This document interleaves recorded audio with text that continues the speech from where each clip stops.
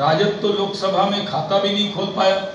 जो दल लोकसभा के चुनाव में कुछ दिन पहले ही खाता नहीं खोल पाया, वो बड़ी बड़ी बातें और बड़े बड़े दावे कर रहा है। नमस्कार, न्यूज़ फॉर नेशन देख रहे हैं आप। आपके साथ मैं हूं ऋचा शर्मा। बिहार में चुनावी साल है और चुनाव भी बहुत जल्द होने वाले। उससे पहले वार पलटवार का दौर चल रहा है, आरोप प्रत्यारोप लगाए जा रहे हैं। इसी बीच अब बीजेपी ने तेजस्वी यादव को लोकसभा चुनाव की याद दिला दी। जी हां, बीजेपी के राष्ट्रीय अध्यक्ष शाहनवाज हुसैन ने साफ तौर पर कहा है कि आरजेडी को लोकसभा चुनाव से सीख लेनी चाहिए। लोकसभा चुनाव में आरजेडी खाता तक नहीं खुल पाई थी और अब जिस तरीके से बयान दिया जा रहा है आरजेडी की तरफ से और बड़ी बड़ी बातें की जा रही है, कम से कम लोकसभा इलेक्शन से सीख तो ले। क्या कुछ कह रहे हैं शाहनवाज हुसैन, आप खुद सुनिए। राजद तो लोकसभा में खाता भी नहीं खोल पाया। जो दल लोकसभा के चुनाव में कुछ दिन पहले ही खाता नहीं खोल पाया, वो बड़ी बड़ी बातें और बड़े बड़े दावे कर रहा है। पीछे कोई बात कर रहे हैं।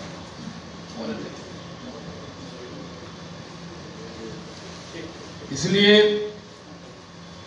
अभी प्रधानमंत्री जी ने बिहार को अनेकों तोहफे दिए। कल ही कोसी महासेतु, जिसको अटल जी ने जिसकी शुरुआत की थी, उसको नरेंद्र भाई ने पूरा किया। जिस तरह से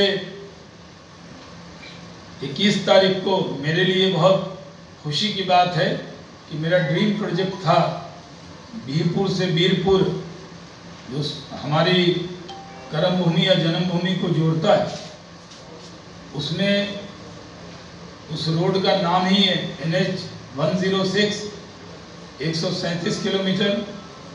और उसमें फुलौत की तरफ से तो रोड भी यूपीए गवर्नमेंट में उसको टेंडर कर दिया और बीरपुर से फुलौत तक करीब 9 किलोमीटर से लंबा जो मिसिंग लिंक कह दिया था यूपीए। मैं बहुत प्रयास करता रहा, बहुत बार पार्लियामेंट में उठाया, बहुत कोशिश करता रहा, उसका डीपीआर बनता रहा और जो डीपीआर बना रहे थे उनका एक्सीडेंट हो गया, उनका देहांत हो गया। मैं भी वहां से सांसद नहीं रहा, लेकिन ये प्रोजेक्ट रुका रहा।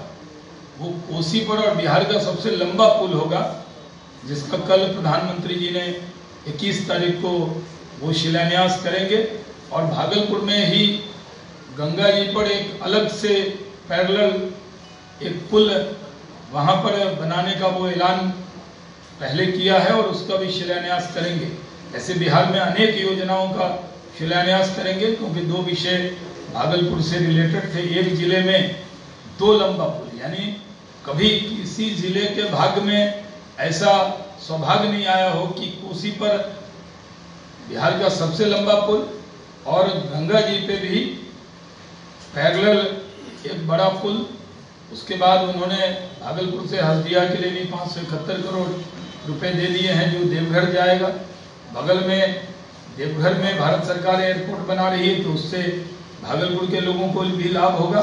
और दरभंगा में भी एविएशन के सेक्टर में एक बड़ी क्रांति हो रही है कि दरभंगा में एयरपोर्ट बन रहा है और जो जल्द चालू होगा।